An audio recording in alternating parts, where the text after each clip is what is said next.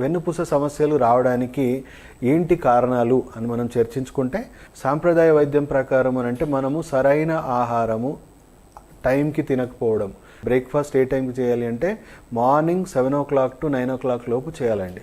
And lunch ఏ టైంకి చేయాలంటే 12 to 1 లోపు చేయాలండి. అండ్ డిన్నర్ వచ్చేసి దాదాపు 7 7:30 లోపు ఫినిష్ చేయాలి.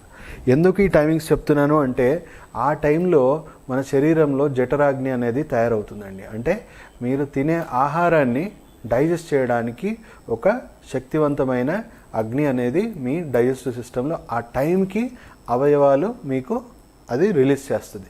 అయితే మనం ఆ టైంకి తినకపోవడం వల్ల ఆ వేడి మొత్తం కూడా జీర్ణం చేసుకోవడానికి యూజ్ అవ్వాల్సింది ఆ వేడి మొత్తం మీ కండరాల మీద, మీ హార్ట్ మీద, మీ వెన్నుపూస మీద, మీ బ్రెయిన్ మీదనో తగలడం జరుగుతూ ఉంటుంది. దీర్ఘకాలికంగా ఆ వేడి తగిలి మీ వెన్నుపూస లోపల నుంచి అరుగుదల క్రియేట్ అయ్యి డిస్క్ డ్యామేజ్ అవ్వడం, ఆ గ్యాసెస్ వల్ల ప్రెషర్ క్రియేట్ అయ్యి డిస్కులు బయటికి రావడమో, లేకపోతే కంటిన్యూగా వేడి తగిలి అరిగిపోవడం వల్ల అంటే ఫ్యూజ్ అయిపోవడమో అనేది జరుగుతూ ఉంటుంది. యాసిడిటీ ప్రాబ్లమ్స్, తర్వాత గుండె నొప్పి సమస్యలు కూడా, అండ్ బీపీ సమస్య అంటే రక్తనాళాలు కూడా గట్టిపడిపోయి బీపీ లాంటి సమస్యలు కూడా వస్తున్నాయి. అలాగే ఈ వేడి వల్ల మనకు బ్రెయిన్కి తగిలింది అనుకోండి, రక్తనాళాలు కూడా గట్టిపడిపోయి మైగ్రేన్ హెడేక్స్ రావడము, తర్వాత అలాగే మనకు రక్తనాళాలు చితిలిపోయే అవకాశం కూడా ఉంది. కొంచెం బీపీ ఫ్లక్చుయేషన్స్ ఎక్కువైపోయి మన రక్తనాళాలు గట్టిపడిపోయినాయి అనుకోండి, పక్షవాతం కూడా వచ్చే అవకాశం ఉంది. సో టైంకి ఆహారం తినాలి. అండ్ ఎలాంటి ఆహారం తింటున్నాం అనేది కూడా చాలా ఇంపార్టెంట్ అండి. కూల్ డ్రింక్స్ తాగడము, లేకపోతే బర్గర్లు, పిజ్జాలు లాంటి ప్రాసెస్డ్ ఫుడ్స్ తినడము, జంక్ ఫుడ్స్ తినడం అనేది చేస్తున్నాం. ఇవి విపరీతమైన యాసిడ్స్ 10,000 రెట్లు యాసిడ్స్ డెవలప్ చేసే ఆహారం అండి. అంటే మనకు యాసిడ్ని కంట్రోల్ చేసే ఫుడ్ అంటే ఆల్కలైన్ ఫుడ్స్ తినాలి.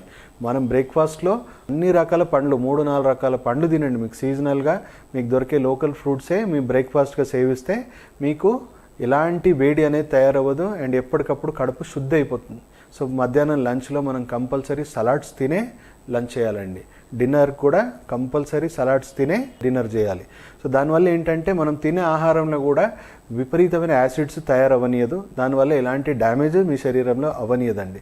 ఇంకొక కారణం చెప్పుకోవాలి అంటే విపరీతంగా బండి నడపడం, లేకపోతే బరువులు ఎత్తడం.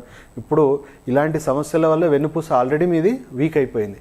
దానికి తోడు మీరు అధిక బరువు, లేకపోతే మీరు బరువు లేపడమో, లేకపోతే మీరు ఎక్కువసేపు కంప్యూటర్ల ముందు కూర్చొని స్ట్రెయిన్ అవ్వడము, అలాంటి కొన్ని రాంగ్ యాక్టివిటీస్ వల్ల అంటే ఎక్కువగా మెత్తలు వేసుకోవడము, దానివల్ల ఆల్రెడీ మీ వెన్నుపూస డ్యామేజ్ జరిగింది. ఆ జరిగిన డ్యామేజ్ని ఇంకా మీరు అన్నెసెసరీ ప్రెషర్ క్రియేట్ చేసి ఇంకా తీవ్రమైన డ్యామేజ్గా తీసుకుంటున్నారండి.